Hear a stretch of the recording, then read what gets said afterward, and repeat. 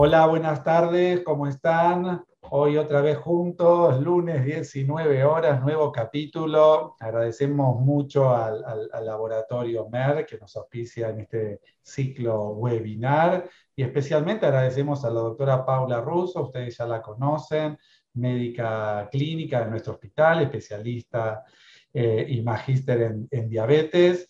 Y hoy un tema muy interesante, tanto igual al paciente de 30 años que al de 70, ¿es todo lo mismo o en realidad hay algunas diferencias que vamos a aprender ahora en esta charla, en estos breves minutos? ¿Cuál es la diferencia y cómo la afrontamos?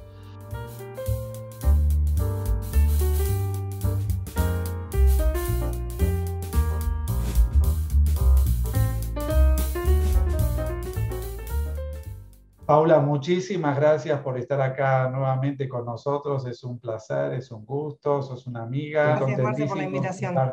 que participes en estos encuentros con nosotros. Bueno, gracias, Marce, por la invitación. Y bueno, nada, es una interesante pregunta que voy a intentar responder en estos minutos que tenemos acá para charlar. Yo cuando me dispara la pregunta, siempre cuando tengo esas preguntas pienso en pacientes, y se me vienen pacientes a la cabeza. Entonces cuando pienso en alguien de 30 años, pensé en un paciente, yo qué sé, Nicolás, 35 años, ingeniero en sistemas, soltero, sobrepeso, con diabetes tipo 2 de reciente comienzo, que puede ser un típico paciente de 30 y pico años con diabetes tipo 2. Y en el otro extremo podemos tener a José, de 77 años, maestro jubilado, viudo, con sobrepeso, que ya tuvo un infarto y que tiene más de 20 años de diabetes tipo 2.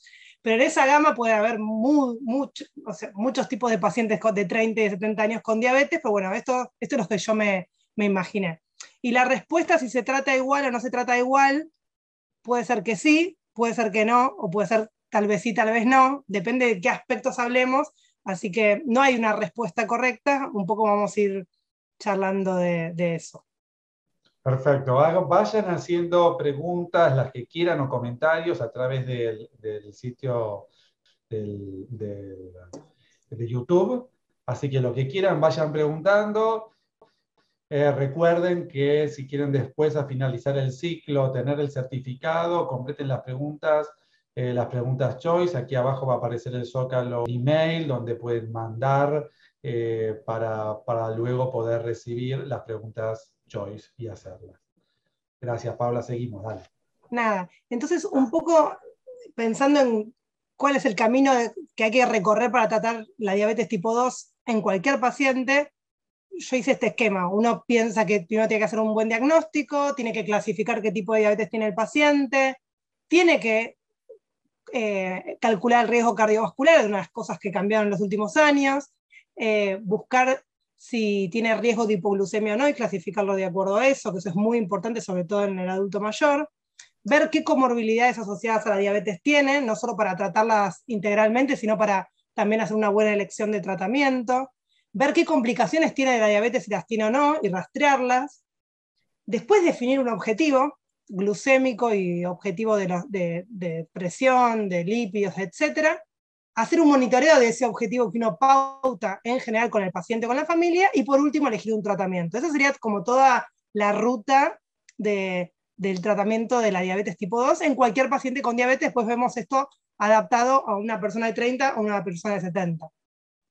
Entonces, si hablamos del primer paso, que sería el diagnóstico de la diabetes tipo 2, yo la verdad que cuando pienso si hay alguna diferencia entre un paciente de 30 y un paciente de 70, la verdad que no lo hay. Los criterios diagnósticos para diagnosticar diabetes tipo 2 son los mismos que ya conocemos: 2 valores de glucemia de más de 126, la prueba de tolerancia oral o la hemoglobina A1C, que es discutido en nuestro país por el tema de que no siempre está estandarizado, pero no hay diferencia con respecto al diagnóstico. Pero sí, con respecto al diagnóstico hay que saber que a mayor edad hay más prevalencia, es más diagnóstico incidental, porque capaz los pacientes jóvenes están más fuera del sistema, en cambio los pacientes ancianos capaz uno puede diagnosticar diabetes en un prequirúrgico, en un control de salud habitual, y saber qué diferencia puede haber entre José y Nicolás, que tiene diabetes tipo 2 de 30 años, que si hacen crisis hiperglucémicas, las más frecuentes son síndromes hiperosmolares, que es otra manera de hacer diagnóstico, que cuando se presentan en forma descontrolada. Pero los criterios de diagnóstico son básicamente los mismos.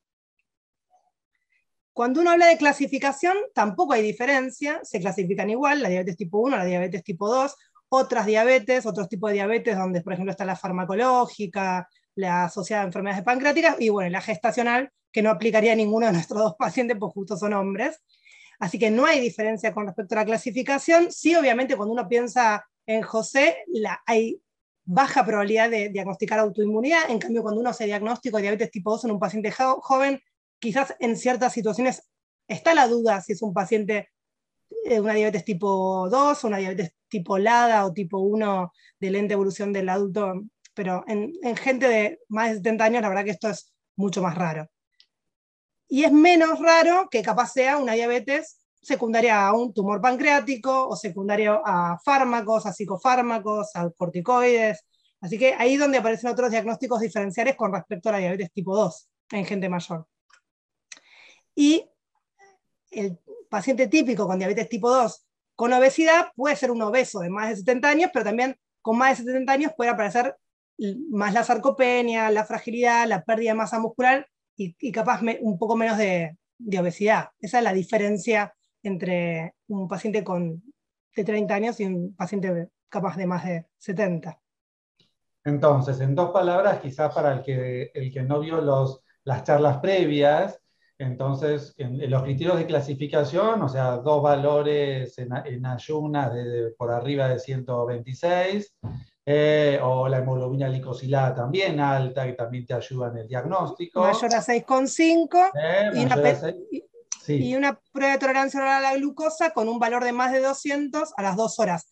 Esos tres criterios se tienen que repetir, con un solo valor no se puede diagnosticar diabetes, pues es una enfermedad crónica y tiene que tener dos criterios de esos en 2 muestras de sangre separadas, y el único criterio diagnóstico que no se tiene que repetir obviamente es cuando el paciente se presenta en crisis con más de 200 de glucemia y con síntomas típicos de insulinopenia como poliuria, polidipsia, etc. Que en general el adulto mayor es más un síndrome hiperosmolar. Perfecto, perfecto. Y cómo recalcar el concepto de sarcopenia y fragilidad que vos comentaste, muy típico de los viejos, ¿viste? Entonces, y que puede, ojo, que también puede tener obesidad y tener sarcopenia y fragilidad, ¿viste? Entonces, también, no son excluyentes, no son excluyentes. No. Genial, dale. Bueno, el tercer paso en esta ruta de tratar la diabetes tipo 2 está el cálculo del riesgo cardiovascular, que obviamente es muy importante también en los pacientes de más de 70 años, porque tienen riesgo aumentado de ACV, infarto, insuficiencia cardíaca y muerte por causas cardiovasculares, sobre todo si tienen diabetes. Lo que sí es interesante saber que todos los scores de riesgo que usamos, está el de la OMS, está el de la UKPDS, está el de la Sociedad Americana de Cardiología, están todos validados hasta los 80 años. En realidad muchas veces los usamos y cuando uno lee la letra chica es hasta los 80 años. Bueno, así que usarlos, pero bueno, saber que estos scores están preparados para gente más joven, digamos. El tratamiento de la hipertensión, pensando en riesgo cardiovascular y en otros factores de riesgo, también hay que adecuar los objetivos de acuerdo a los scores de fragilidad, etcétera, etcétera, que eso lo vamos a ver después cuando pensamos en objetivos, pero no hay que dejar de tratar la hipertensión, y la aspirineta y las estatinas también están indicadas. Obviamente, uno después acá se pone en juego, que también en gente joven puede pasar, obviamente si tiene una enfermedad oncológica, la expectativa de vida empieza a ser un problema, pero en gente de más de 70 años la expectativa de vida es algo que uno tiene que pensar siempre, y de acuerdo a eso uno también define riesgo-beneficio de aspirina, estatinas, etcétera, etcétera. Siempre estaba con estas nuevas indicaciones de la aspirina, ¿viste? Entonces, de manera preventiva, entre comillas, pero en el paciente con diabetes, que si encima suma otros factores de riesgo, hipertensión, dislipidemia, bueno, ahí de alguna manera tiene una indicación más clara. Sí, igual la prevención primaria para la aspirina, como vos decís, Marce, cambió mucho en estos últimos años. Antes no se discutía, era la prevención primaria, siempre si es prevención primaria es pensar el riesgo de sangrado, y en gente de 70 años eso se hace prioridad. Entonces, aunque tenga diabetes, que es un factor de riesgo cardiovascular muy, muy potente, si el paciente tiene alto riesgo de sangrado y es prevención primaria, también se puede evaluar. O sea, es discutible. Es discutible, exactamente, pero no de primera, no como antes no, que te salía con fritas. Directamente se lo ponía, bueno, ahora no, pensalo.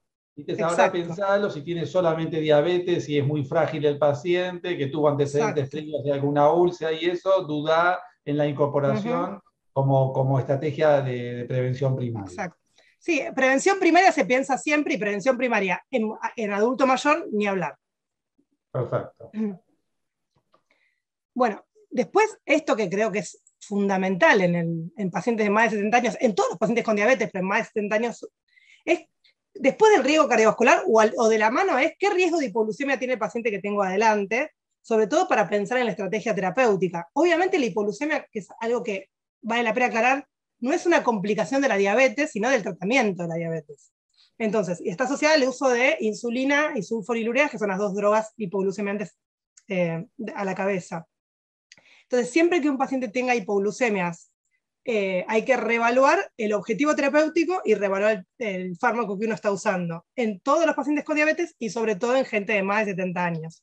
¿Y por qué sobre todo en gente de más de 70 años? Porque cuando uno lee cuáles son los factores de riesgo a que tenga una hipoglucemia, casi todos están presentes en gente, o pueden estar presentes en gente de adultos de más de 70. Si tiene deterioro cognitivo, si tiene polifarmacia, si es frágil, a mayor duración de enfermedad, si tiene insuficiencia renal, todo eso hace que tenga más riesgo de hipoglucemia. Y encima en adultos mayores, las hipoglucemias son más inadvertidas, dependen más para salir de una hipoglucemia de un tercero, y encima se asocia más a deterioro cognitivo y a fractura de cadera. Entonces, la hipoglucemia es un tema principal en cualquier persona con diabetes y sobre todo en gente de 70 años o más de 70 años.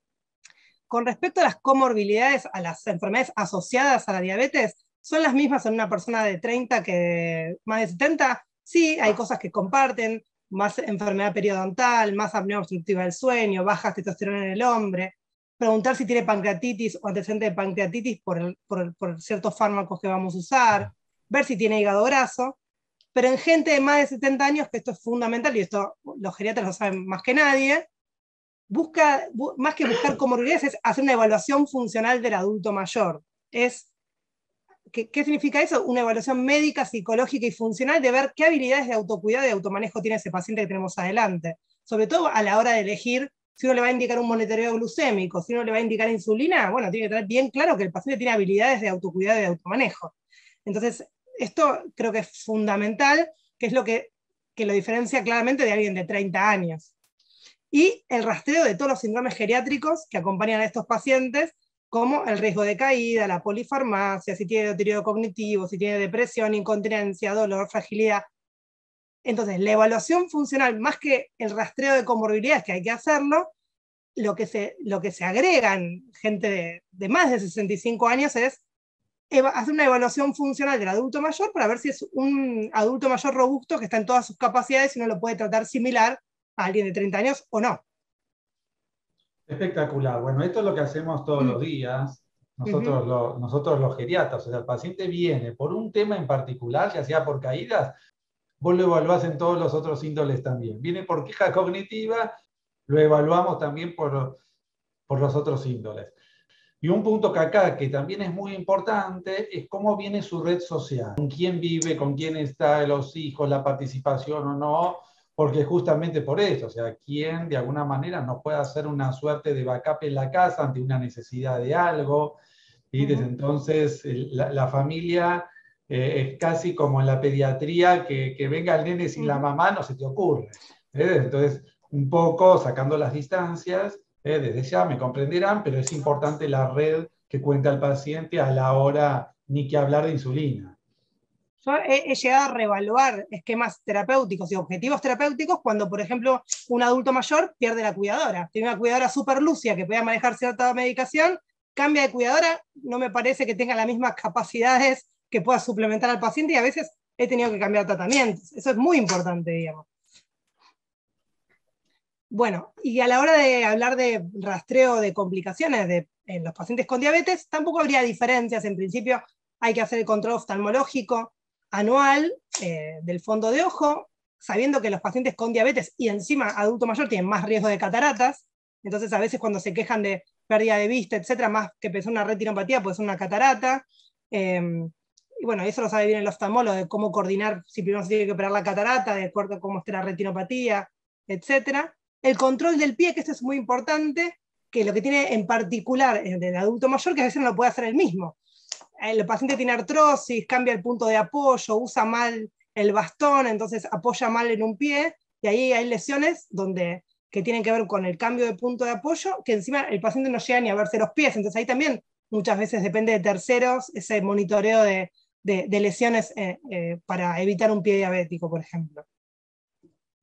Entonces, esas son cosas particulares de alguien de 70 que capaz en una persona de 30 uno no lo piensa tanto. Bueno, ya hicimos toda esta evaluación y ahora hay que definir un objetivo terapéutico. Y acá es donde creo que cambia rotundamente una persona de 30 años con respecto a una persona de 70, porque acá sí es donde uno va a pensar qué persona de 70 años tengo adelante y la clasifica de acuerdo a un montón de scores de fragilidad, que hay un montón, pero de acuerdo al score uno puede tener un objetivo glucémico de una hemoglobina A1C entre 7 y 7,5, o sea, más cercana a una persona de 30 años que uno pensaría un objetivo de 7, o puede tener un objetivo de 8,5 como un objetivo real de acuerdo a la fragilidad, o en pacientes que están con menos expectativa de vida, con una fragilidad extrema y una demencia avanzada, donde la A1C deja de ser un objetivo y lo único que quiere es que las glucemias estén abajo de 200 y no mucho más. Entonces, acá es donde el objetivo terapéutico sí claramente cambia de acuerdo al paciente que tenemos adelante, así que en todos los pacientes es individualizado y en gente de más de 70 años ni que hablar. Hay otros autores que describen, por ejemplo, establecer el objetivo terapéutico de acuerdo a esto: esperanza de vida, más de 5 años, buena capacidad funcional, comorbilidades limitadas, un poco lo que dije antes, 7 a 7,5, esperanza de vida limitada, incapacidad funcional, comorbilidad severa, más hacia 8,5, un poco lo mismo, pero capaz clasificado de otra manera. Y fíjense que en este cuadro no solo habla de la hemoglobina A1C, sino también habla de qué glucemia en ayuno yo quiero. Entonces, en pacientes muy complejos, con poca salud, llegando a finales de vida, lo único que quiere es que tenga glucemias abajo de 200. Y mismo los objetivos de presión empiezan a ser más laxos, y los objetivos de lípidos y cestatinas, en un momento uno las deja cuando el paciente está en etapa final de la vida, las cestatinas ya no tienen beneficio y uno las debería sacar. Entonces, todos los objetivos que tienen que ver con la diabetes, no solo el glucémico, se adaptan a las características y al estado de salud del paciente de más de 70 años que tengamos adelante.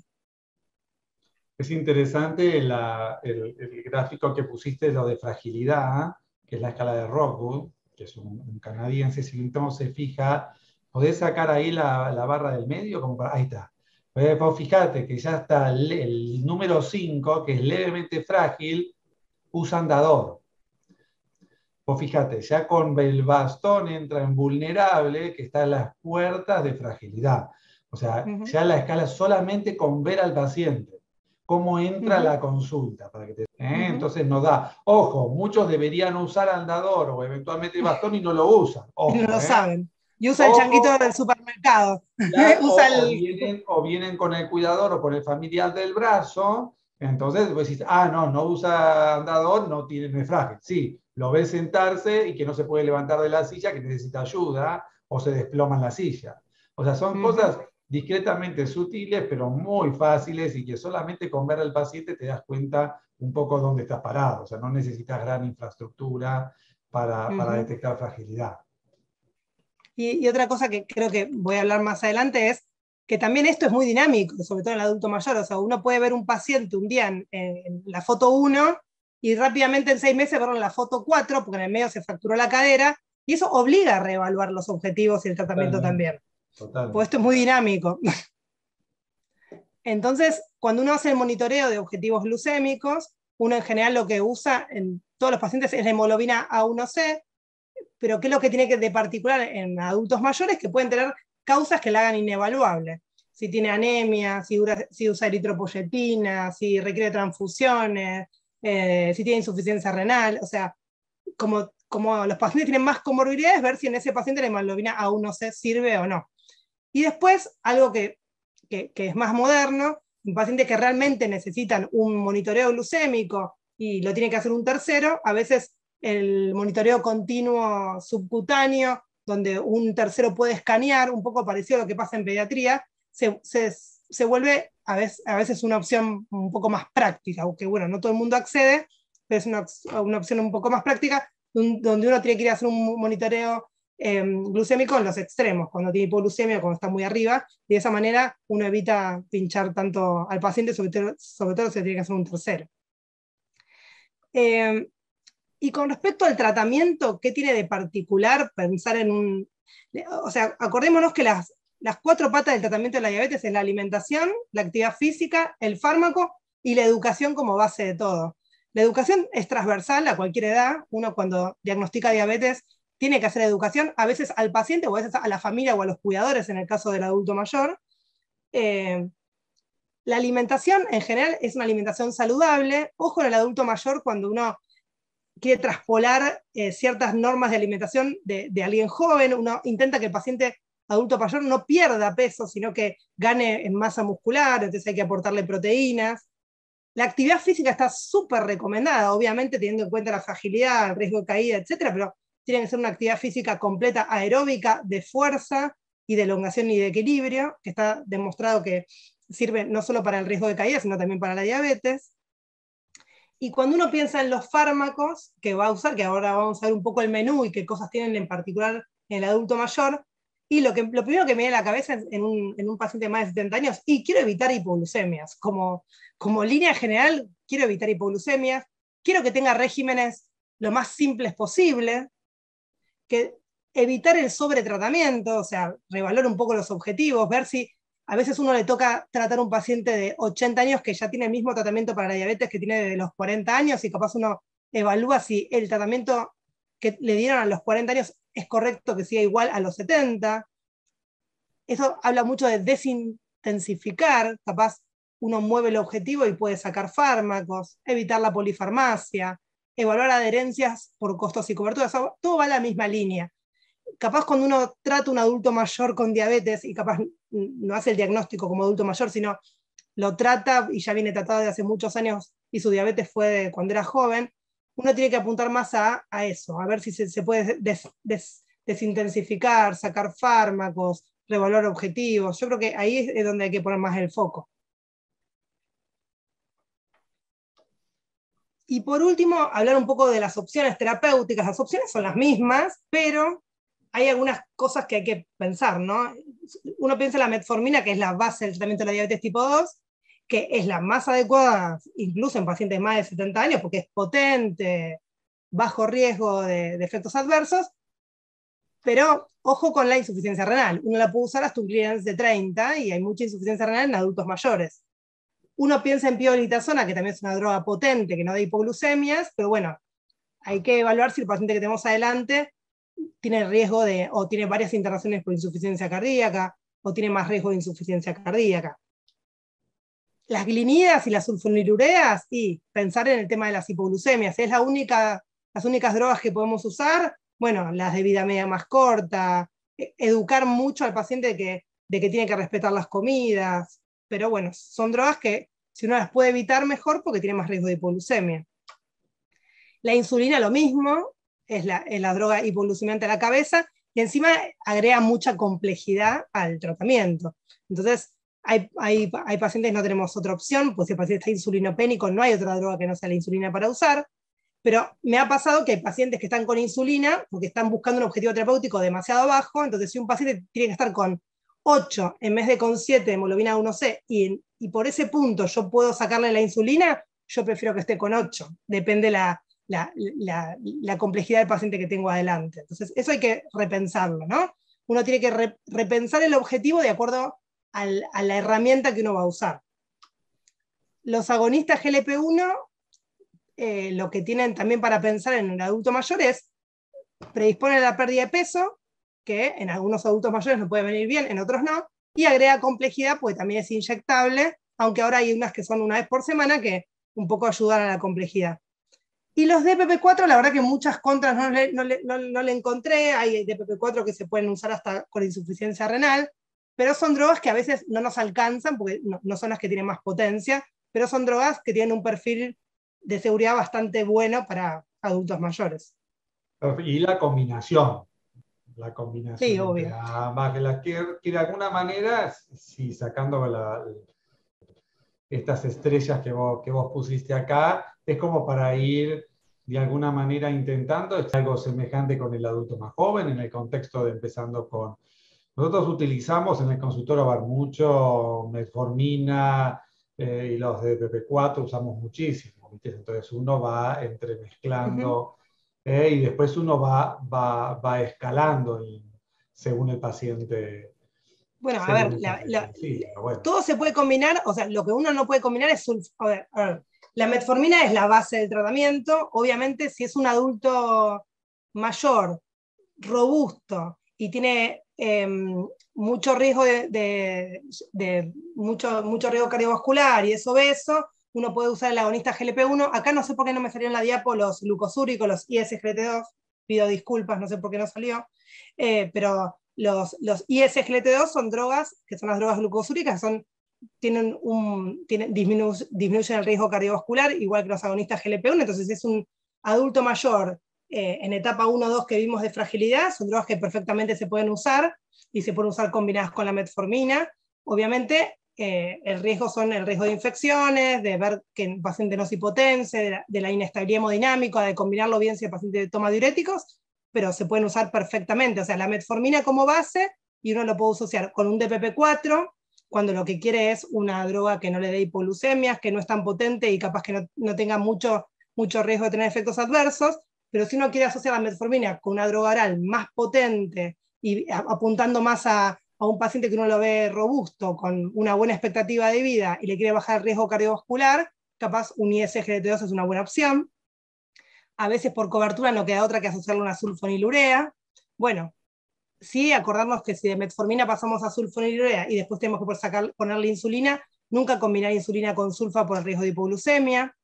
O sea que las combinaciones todo con todo te diría, salvo la sulfa con la insulina no. La pioglitazona en general, como hace retención hidrosalina y la insulina también, tampoco está bueno combinarlas. Pero después, un concepto importante, si uno tiene que llegar a la insulina, en el adulto mayor uno intenta que sea una insulina basal a la menor dosis posible, uno tiene que dejar la metformina, el DPP4, el ISGLT2 o el agonista GLP-1 porque hay que seguir tratando la insulina resistencia para usar la dosis de insulina lo más baja posible, salvo que uno insulinice por insulinopenia, ¿se entiende? Espectacular.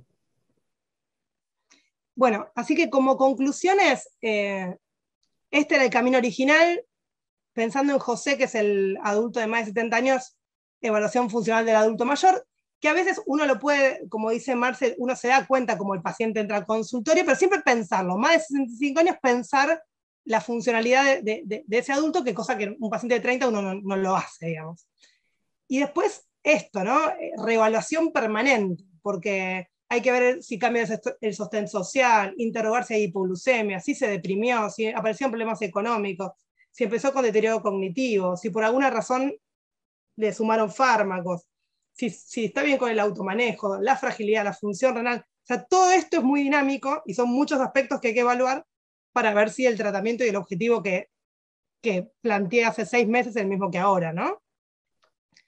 Así que como tercera conclusión, tratar la diabetes tipo 2 es un tratamiento a medida y sobre todo en el adulto mayor. Bueno, Paula, espectacular, me encantó tu charla, muy, muy buena.